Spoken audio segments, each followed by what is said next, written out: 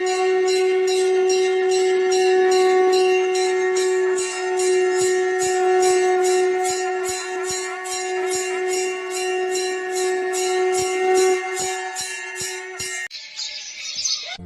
आपने शिव परिवार की तस्वीर में माता पार्वती, भगवान शिव, भगवान कार्तिकेय और भगवान गणेश को देखा होगा। हम सभी को लगता है कि भगवान भोलेनाथ का परिवार इतना ही है, परंतु क्या आप जानते हैं कि देवों के देव महादेव और माता पार्वती की एक बेटी अशोक सुंदरी भी है। भगवान शिव और माता पार्वती की कन्या अशोक सुंदरी का वर्णन पद्म पुराण में मिलता है। पद्म पुराण के अनुसार एक दिन माता पार्वती ने भगवान शिव से संसार के सबसे सुंदर उद्यान में घूमने का आग्रह किया। अपनी पत्नी की इच्छा पूर्ति के लिए भगवान शिव उन्हें नंदनवन ले गए, जहां माता पार्वती को कल्प वृक्ष नामक एक वृक्ष से लगाव हो गया। स्वामी, यहाँ का वातावरण कितना सुखद है, हर तरफ हरियाली ही हरियाली है। स्वामी, वह वृक्ष कितना सुंदर है, अद्भुत। देवी, ये कल्प वृक्ष है, इच्छा पूरी करने वाला वृक्ष। क्या यह वृक्ष सभी इच्छाओं को पूरा कर देता है प्रभु? हाँ देवी पार्वती, ये कल्प वृक्ष सभी इच्छाओं को पूरी करता है। स्वामी, हम इस वृक्ष को कैलाश ले चलें? मुझे यह वृक्ष बहुत प्रिय लगा है, अलग सा लगाव हो गया है इस वृक्ष के साथ। जैसी तुम्हारी इच्छा देवी पार्वती। माता पार्वती उस वृक्ष को अपने साथ कैलाश ले आई और एक उद्यान में स्थापित कर दिया। एक दिन माता पार्वती अकेले ही अपने उद्यान में भ्रमण कर रही थी। भगवान भोलेनाथ अपने ध्यान में लीन थे। माता पार्वती को अकेलापन महसूस होने लगा। अकेले बिल्कुल भी मन नहीं लगता। कार्तिकेय और गणेश भी अपने अपने कार्यों में व्यस्त रहते हैं। भगवान भोलेनाथ तपस्या में लीन है। अपना अकेलापन दूर करने के लिए मैं क्या करूं? काश मेरी एक पुत्री होती जिससे मैं ढेर सारी बातें करती, पर मेरी इच्छा कैसे पूरी होगी?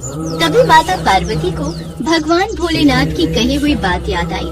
महादेव ने कहा था कि यह कल्प वृक्ष सभी इच्छाओं को पूरा करने वाला है। यदि मैं इस कल्प वृक्ष से अपने लिए एक पुत्री मांगूं, तो क्या यह मेरी इच्छा को पूरा करेगा? माता पार्वती ने कल्प वृक्ष के समीप बैठकर एक पुत्री की इच्छा व्यक्त की। चूँकि कल्प वृक्ष मनोकामना पूर्ति करने वाला वृक्ष था, इसलिए उसने तुरंत ही माता पार्वती की इच्छा पूरी कर दी, जिसके फलस्वरूप उन्हें एक सुंदर कन्या मिली।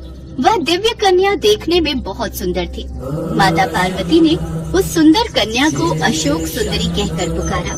मेरी पुत्री, मेरी अशोक सुंदरी, तुम्हें पाकर मैं बहुत प्रसन्न हूँ। हे कल्प वृक्ष, तुम्हारा बहुत बहुत धन्यवाद। तुमने मुझे ये दिव्य कन्या वरदान में देकर मेरे जीवन में पुत्री की कमी को पूरा कर दिया। अब मैं अशोक सुंदरी के साथ खेलूंगी, खूब बातें करूंगी। महादेव भी अशोक सुंदरी को देखेंगे तो वह भी बहुत प्रसन्न होंगे। माता पार्वती अपनी पुत्री अशोक सुंदरी को पाकर बहुत ही प्रसन्न थी। तभी महादेव भी तपस्या से उठ चुके थे। उन्होंने माता पार्वती से उस कन्या के विषय में पूछा। देवी पार्वती, ये कन्या कौन है? महादेव, यह हमारी पुत्री अशोक सुंदरी है। यह मैंने कल्प वृक्ष से वरदान स्वरूप प्राप्त की है। आप भी तपस्या में लीन रहते हैं। कार्तिकेय और गणेश भी अपने कार्यों में व्यस्त रहते हैं। मेरा मन नहीं लगता, इसलिए मैंने कल्प वृक्ष से अपने लिए पुत्री मांगी। और आप तो जानते ही हैं, कार्तिकेय और गणेश के जन्म के बाद मेरी बहुत इच्छा थी कि उनकी भी बहन हो, हमारी कन्या हो। और देखिए ना, यह इच्छा पूरी हो गई। अशोक सुंदरी के रूप में हमें इतनी प्यारी दिव्य कन्या प्राप्त हुई है। इस कन्या को पुत्री के रूप में पाकर सचमुच मैं भी बहुत प्रसन्न हूँ पार्वती। बस मैं तो यही चाहती हूँ कि हमारी कन्या सदैव खुश रहे। मैं अशोक सुंदरी को वरदान देती हूँ कि जब हमारी पुत्री बड़ी होगी तो इसका विवाह देवराज इंद्र जितने शक्तिशाली युवक से होगा, जो महान शक्तिशाली होगा और जो असुरों का संहार करेगा। ऐसा माना जाता है कि माता पार्वती के वरदान स्वरूप अशोक सुंदरी का विवाह चंद्रवंशीय राजा नहुष के साथ होना तय था, क्योंकि आगे चलकर नहुष देवराज इंद्र की तरह महाबलशाली और शक्तिशाली राजा बनने वाला था। धीरे धीरे अशोक सुंदरी बड़ी हुई। एक बार अशोक सुंदरी अपनी सखियों के साथ नंदनवन में विचरण कर रही थी। तभी वहाँ हुंड नामक एक राक्षस आया। वह अशोक सुंदरी की सुंदरता से इतना मोहित हो गया कि उससे विवाह करने का प्रस्ताव रख दिया।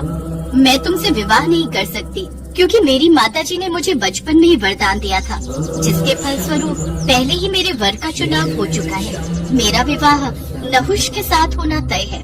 यदि ऐसी बात है तो मैं नहुष का वध कर दूंगा। उसके पश्चात तुम्हें मुझसे विवाह करना होगा। तुम्हारा इतना साहस कि तुम मेरे होने वाले पति का वध करो? मैं तुम्हें श्राप देती हूँ, तुम्हारी मृत्यु मेरे पति के हाथों ही होगी। उस दुष्ट राक्षस ने नहुष को ढूंढ निकाला और उसका अपहरण कर लिया। जिस समय हुंड ने नहुष को अगवा किया था, उस वक्त वह बालक थे। राक्षस की एक दासी ने किसी तरह राजकुमार को बचाया और ऋषि वशिष्ठ के आश्रम ले आई, जहाँ उनका पालन पोषण हुआ। जब राजकुमार बड़े हुए तब अशोक सुंदरी का श्राप होने के कारण नहुष ने हुंड का वध कर दिया, जिसके पश्चात माता पार्वती और भोलेनाथ के आशीर्वाद से नहुष और अशोक सुंदरी का विवाह संपन्न हुआ।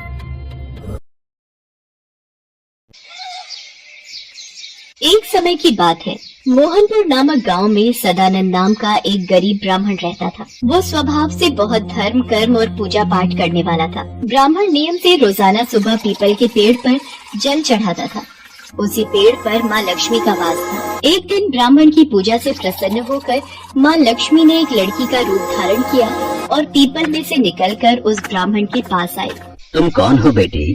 तुमने मुझे पिता कहा है। मेरा इस दुनिया में कोई भी नहीं है। मैं आपको रोजाना यहाँ पीपल पर जल चढ़ाते हुए पूजा करते देखती हूँ, इसलिए मैंने आपको अपना पिता कहा है। पिताजी, क्या मैं भी आपके साथ आपके घर चलूं? मेरे साथ? पर मेरी तो पहले से ही 6 लड़कियाँ हैं। अगर मैं इसे अपने घर ले गया तो खिलाऊंगा क्या?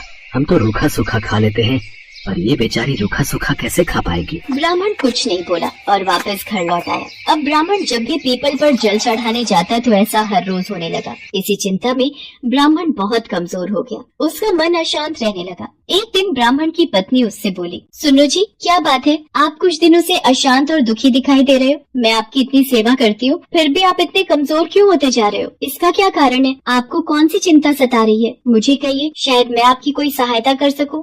यशोदा, कुछ दिनों से मैं जब भी पीपल पर जल चढ़ाने जाता हूँ, उस पीपल में से एक लड़की निकल कर आती है और मुझे बड़े प्रेम से पिताजी कहकर बुलाती है और रोजाना मेरे साथ आने की बात कहती है। अब तुम ही बताओ, हम उस कन्या को क्या खिलाएंगे और उसकी क्या सेवा करेंगे? अरे, तो इसमें चिंता की क्या बात है? जहाँ हमारी 6 लड़कियाँ हैं, वहाँ एक और सही। और उसने आपको पिता कहा है। अब वो हमारे यहाँ आएगी तो अपना भाग्य साथ लेकर आएगी, इसलिए उसे कल अपने साथ ले आना। अगले दिन जब कन्या रूप में माँ लक्ष्मी ने ब्राह्मण को घर साथ चलने के लिए कहा, तो वो लड़की को अपने साथ घर ले आया। जिस दिन से ब्राह्मण उस लड़की को घर लाया, उसी दिन से उसके दिन बदलने लगे। यशोदा, तुम्हें पता है, भिक्षा के लिए जहाँ रोज मुझे 1 या 2 कटोरी आटा मिलता था, आज मुझे बोरी भरकर आटा चावल मिले हैं। यशोदा, मुझे तो लगता है कमला हमारे लिए देवी लक्ष्मी का रूप बनकर आई है। वैसे हमारी सब बिटिया बाहर खेल रही हैं, पर कमला बिटिया कहाँ है? रसोई में जबरदस्ती खुद खाना बनाने चली गई है। मैंने तो उसे कहा कि तू अभी बहुत छोटी है, तेरा हाथ जल जाएगा, पर वो नहीं मानी। हम सबके लिए भोजन बना रही है। अच्छा, फिर तो मैं जल्दी से हाथ मुँह धो लेता हूँ। अपनी कमला बिटिया के हाथ का गरम गरम भोजन खाऊंगा। कन्या ने गूंथने के लिए आटा निकाला तो आटे की परात अपने आप भर गई। वो कन्या जिस किसी चीज को हाथ लगाती वो दुगनी हो जाती। कन्या रूपी देवी लक्ष्मी ने कई प्रकार के भोजन बना दिए। सभी ने उस दिन भरपेट भोजन किया। कमला, तुमने तो बहुत ही स्वादिष्ट भोजन बनाया है। पिताजी, फिर तो आप थोड़ी सी दाल और ले लो। सब भोजन कर चुके थे। थोड़ी देर बाद ब्राह्मणी का भाई मिलने गया। यशोदा बहन, कहाँ हो? अरे ज्ञान भैया, आप अचानक? हाँ, वो गांव में थोड़ा जरूरी काम था, सोचा तुमसे मिलता चलूं। तुम बैठो, मैं तुम्हारे लिए पानी लाती हूँ। यशोदा बहन, बहुत जोरों की भूख लगी है, कुछ खाने को हो तो वो भी लेती आना। सब तो भोजन कर चुके हैं, अब मैं ज्ञान भैया को क्या खिलाऊंगी? माँ, क्या हुआ? आप क्यों परेशान हो? बेटी, तेरे मामा आए हैं, रसोई में कुछ भी खाने को नहीं है। अब भैया को क्या दूं? उन्होंने खुद से भोजन की इच्छा जताई है। माँ, आप चिंता मत करो, मैं कुछ करती हूँ।